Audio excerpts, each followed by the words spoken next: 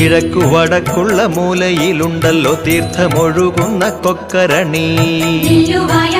ശ്രീലകം വാഴുന്ന ധന്വന്തരി ഹരി കൈതൊഴുന്നേ.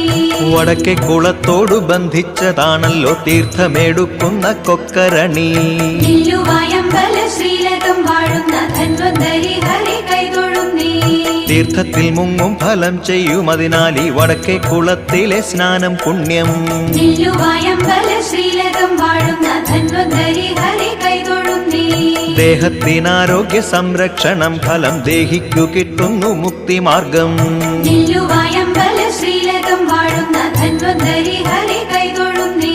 സ്നാനവും സ്നാനം കഴിഞ്ഞുള്ള ദർശന ഭാഗ്യവുമാരെയും ധന്യരാക്കും. ശ്രീലകം വാഴുന്ന ധന്വന്തരി ഹരി